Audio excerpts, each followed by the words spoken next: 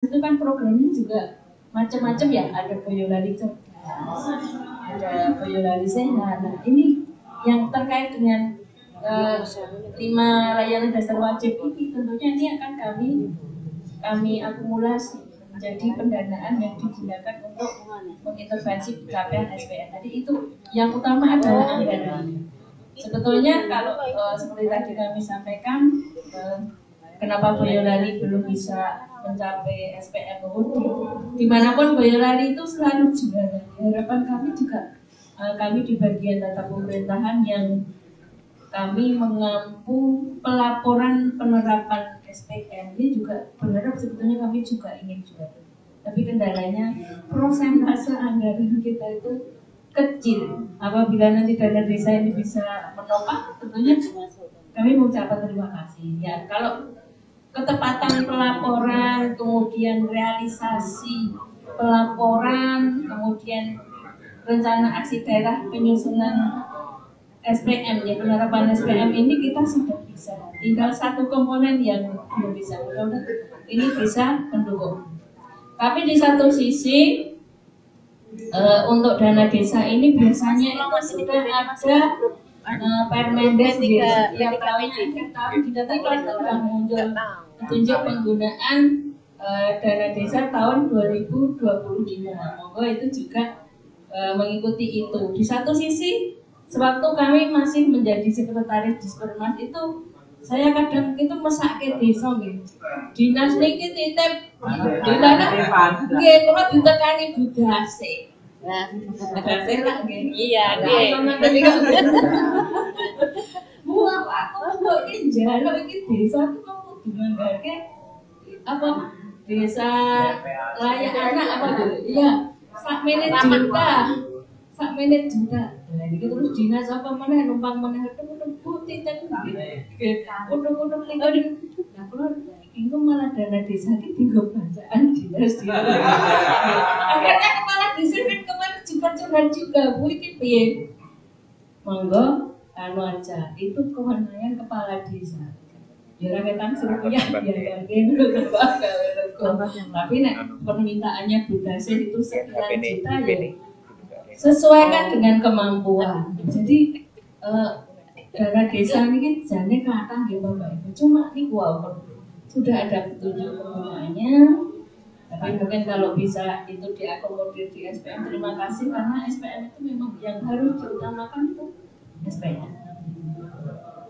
Jadi Bapak Ibu, kita kembali ke laptop terkait dengan pelaporan. Kalau tadi Bapak Ibu sudah menyampaikan, Pak Camat tadi sudah menyampaikan, Pak Sekcam sudah. Ini yang belum ngendika sinten. Kemungkinan apa yang akan Bapak Ibu lakukan nanti setelah sepulang dari sini terkait pelaporan. Kalau yang jelas pelaporan nanti menggunakan dashboard ya. Mencoba, kalau itu tadi memang perlu bisa mencoba dashboard. Tetapi dari beberapa yang kita diskusikan 2 hari ini, mungkin ada beberapa rekomendasi yang bisa digunakan.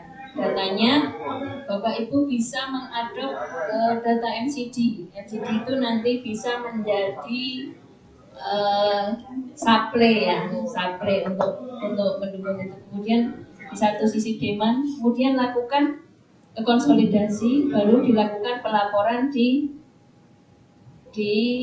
dashboardnya. Jadi ini nanti diharapkan kecamatan berkomitmen untuk memberikan laporan proses kecamatan untuk memfasilitasi P3D subkomponen 1D. Mudah-mudahan nanti bisa nge-match dengan ada beberapa kepala desa yang sudah mengikuti di beberapa subkomponen. Mudah-mudahan ini bisa menyambung dengan subkomponen yang 1D ini, yang harapannya adalah kecamatan ini yang akan memfasilitasi. Jadi sekalian dikonsolidasikan di kecamatan nanti.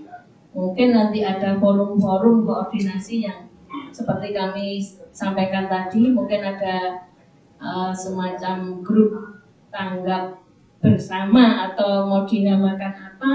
Nah itu monggo jadikan itu sebagai forum koordinasi di kecamatan. kecamatan. Untuk penganggarannya ya boleh Bapak Ibu mungkin menyusun proposal yang akan diajukan ke sana, mungkin ada satu inovasi monggo.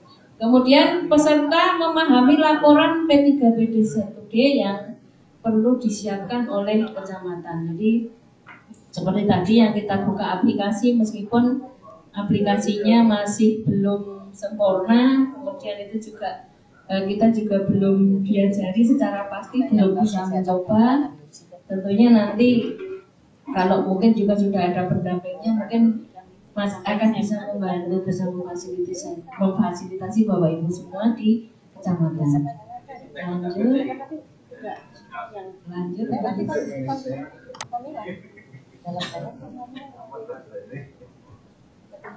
Untuk kebutuhan penyusunan rekomendasi pola pendekatan yang dilakukan adalah peningkatan pelayanan dasar di desa. Diperlukan sejumlah informasi yang mencakup kegiatan forum pendampingan kolaboratif kecamatan, ini rumah bersama kecamatan atau bisa juga sebutan lain. Tentunya tadi ada satu lagi forum apa tadi Pak, Puskesos. Puskesos itu apakah mungkin di sana juga bisa penganggaran, bukan forum gitu. Mungkin bisa memberikan kalau saya juga belum dengar ya forum ini, mungkin ini juga kalau mungkin ini bisa nanti Bapak Ibu mengikut sertakan juga TKSK yang ada di kecamatan ya, ini nanti masukkan juga sebagai ya sebaiknya masuk. Jadi siapapun ya, semua yang terkait dengan layanan dasar ini diharapkan semua masuk, termasuk salah satunya tadi Puskesos, meskipun itu cuma menyangkut pertanian. Kira-kira masuk apa enggak? Kalau penyuluh pertanian itu kelihatannya tidak ada kaitannya. Coba dihubungkan dengan kesehatan, dengan pendidikan, dengan sosial, dengan PUPR, dengan kependudukan, apakah ada kaitannya. Tetapi kalau mungkin itu dijadikan forum koordinasi yang lebih besar juga tidak apa-apa, Pak.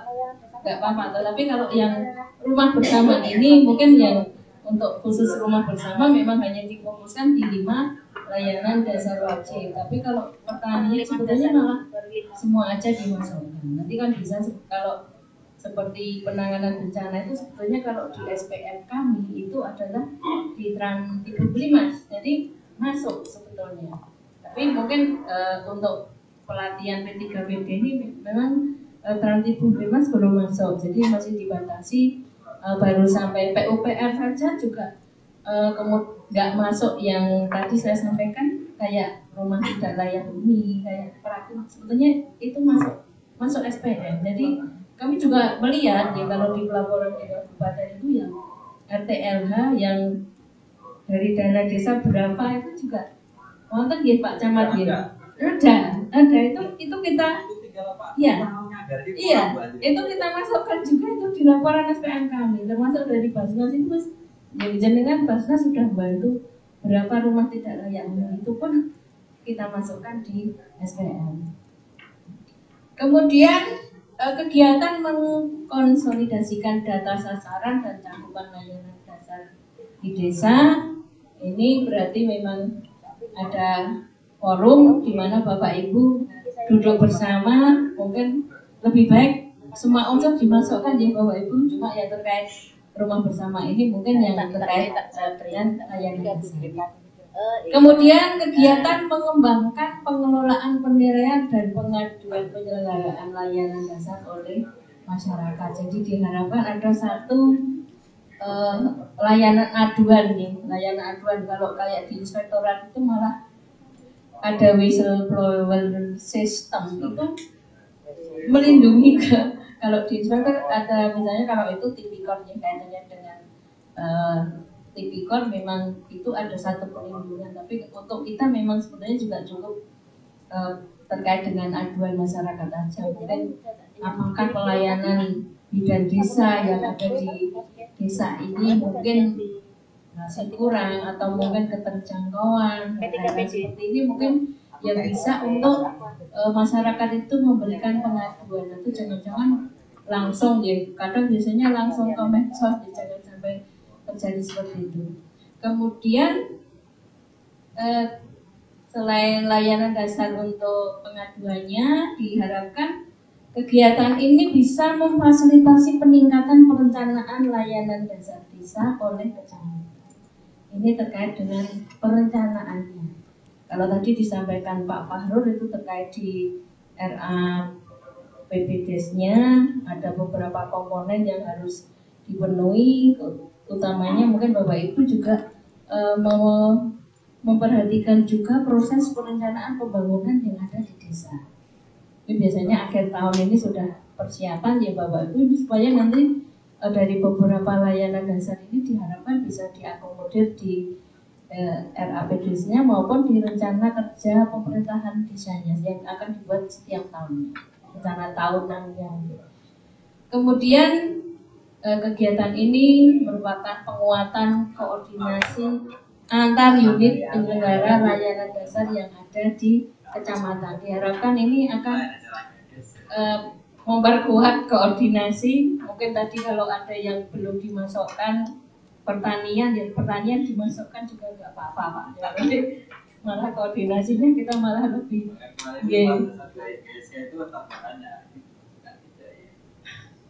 kalau yang terkait ini terkait P3PD sebetulnya tidak, tapi ya pelayanan dasarnya kan dimasukkan aja nggak apa-apa, itu jadi jadi kalau yang rumah bersama itu cuma hanya pelayanan dasar, tapi forum koordinasinya itu masukkan aja Pak. Kan jadi kan misalnya di kecamatan rakor Pincang kok pertanian ora diundang, mungkin tidak ono masalah seperti saat ini di Boyolali ini pada mandi susu loh Bapak Ibu. Iya. Mandi susunya itu berkonvoy tapi boten dibuka tutupnya kan, jadi do nyempiak ngoten niku. Hari ini ada demo mandi susu di Patung susu tumpah. Iya. Nah, ini kan berarti pas satu permasalahan aja. Permasalahan juga. Pas ya. Pas. Permasalahan. Jadi ini tadi ada satu tugas lagi. Kita nanti di penutupan untuk menampilkan makanya nanti setelah ini Bapak Ibu harus susu problem dari kates dimantapkan ya Bapak Ibu terkait susu. Saya tadi pertama lihat susu tak nanti pas lah lah itu loh gara-gara pengepul susu itu loh Mbak mungkin cari pasien cari tapi walaupun tidak terkait P3PD juga kemudian dengan ini tidak layanan dasar tapi tetap ini juga jadi PR Bapak Ibu semua di kecamatan mudah-mudahan juga bisa tidak rutin pajak dikoordinasikan mungkin ada yang bisa memfasilitasi menjual susu dapat ini tapi tidak itu juga satu masalah. Lalu ini sebetulnya kemarin ya Bapak Ibu ini di Bintek di bulan Juli itu sebetulnya kemarin kita sudah menyusun ini. Kita sudah menyusun rencana kerja selama 1 tahun implementasi P3PD.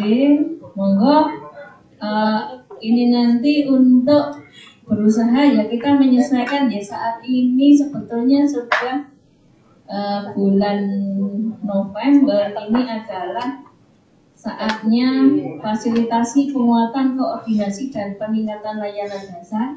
Ini harus ada rapat rutin di rumah bersama, ada rapat koordinasi kecamatan, kemudian ada forum koordinasi desa, kecamatan, dan kabupaten mini lokal karya. Kemudian di bulan Desembernya itu adalah evaluasi di tingkat kecamatan.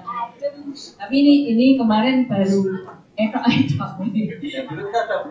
Iya, etok-etok kita karena kita juga sudah jalannya sudah di bulan Juli ini etok-etok, tapi mudah-mudahan ini dipersiapkan untuk tahun yang akan datang Bapak Ibu. Ini yang sudah kita susun. Lanjut, Mas.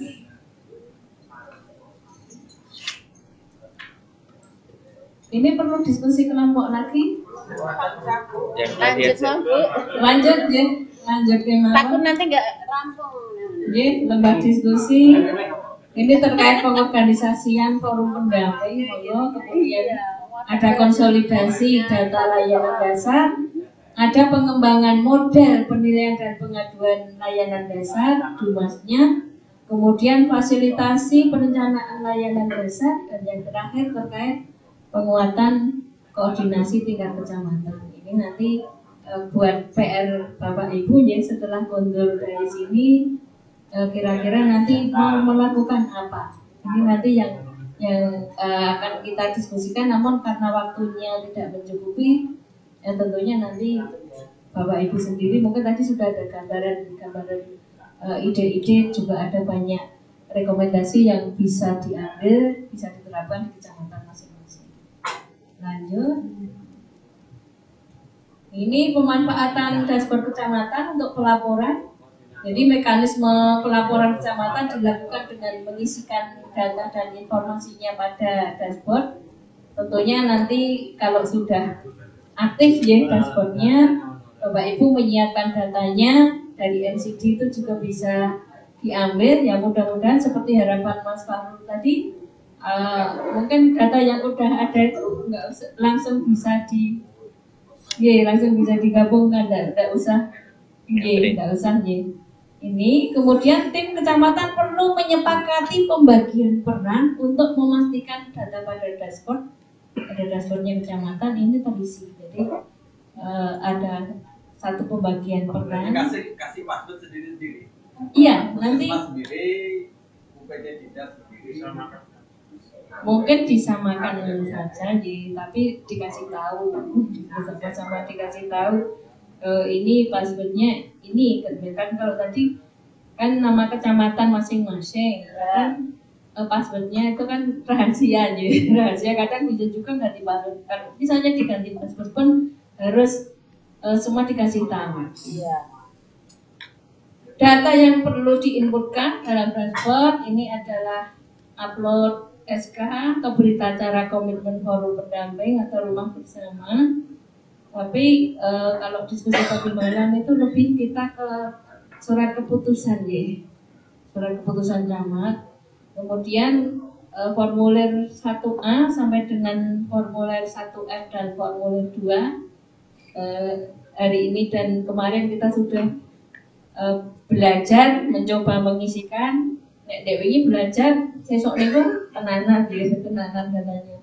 Kemudian catatan kegiatan koordinasi dan ada catatan kegiatan fasilitasi perencanaan. Kegiatan koordinasinya apa saja? Tentunya nanti ditambahkan.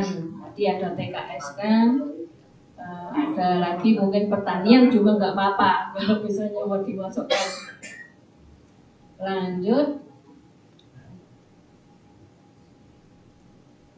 Penegasannya, informasi dan data dari kecamatan diperlukan dalam merumuskan rekomendasi penguatan kecamatan di dalam memfasilitasi peningkatan layanan dasar di desa. Jadi ini informasi dan data dari kecamatan ini diperlukan. Tadi misalnya ada beberapa masukan dari beberapa kecamatan, mungkin yang kayak di Kemusu itu bisa diadop, kemungkinan besar bisa diadop di kecamatan lain, monggo itu bisa saling sharing. Keberadaan pendamping, fasilitator, penyuluh untuk forum rumah bersama perlu dioptimalkan untuk mendukung pelaksanaan kecamatan, memberikan laporan karena para pendamping atau fasilitator memiliki banyak data dan informasi yang dapat dikonsolidasikan. Jadi ada banyak informasi termasuk mungkin dari TKSK tadi juga punya data apa, tentunya semua aja yang terkait dengan 5 layanan dasar ini dikoordinasikan dan dikonsolidasikan secara bersama-sama. laporan dari kecamatan menjadi bahan bagi pengelola program untuk Dijen Bina Adwil, kemudian untuk menentukan bentuk support kepada kecamatan di tahun 2025. Jadi kami bocorkan ada informasi bahwa di tahun 2025 fokusnya adalah pada desa proklim. Desa proklim, yang kecamatan sudah mempunyai desa proklim, mungkin nanti akan kami carikan data dari Dinas Lingkungan Hidup ya. Kami lihat ada beberapa desa yang punya desa proklim, tentunya yang menjadi pilot projectnya P3PD. Kalau tidak menjadi mungkin kayak Taman Sari dan Wonosamudro, lah itu mungkin sebenarnya Taman Sari itu lereng, ya. Tapi ada dulu, kami melihat itu ada, tapi karena tidak masuk pilot project tentunya mungkin nanti tidak bisa. Kemudian disiapkan dashboard kecamatan untuk mempermudah kecamatan dalam membuat dan menyampaikan laporan. Tentunya kalau kita nunggu juga setelah dashboardnya ini bisa aktif digunakan. Dukungan pembiayaan kepada rumah bersama belum dapat direalisasikan tahun 2024 karena perlu persiapan beberapa kebijakan dan pola administrasi, dan bentuk pembiayaannya diarahkan kepada dukungan pembiayaan kegiatan inovatif kecamatan. Jadi yang terakhir ini mohon maaf mungkin dari Dijen Adwil belum bisa memberikan pendanaan terkait dengan rumah bersama. Tentunya monggo didorong untuk ada inovasi di masing-masing kecamatan. Ini Bapak Ibu materi yang terakhir sudah selesai. Kami harapkan ini nanti masih ada diskusi lagi Pak Taufik diskusinya.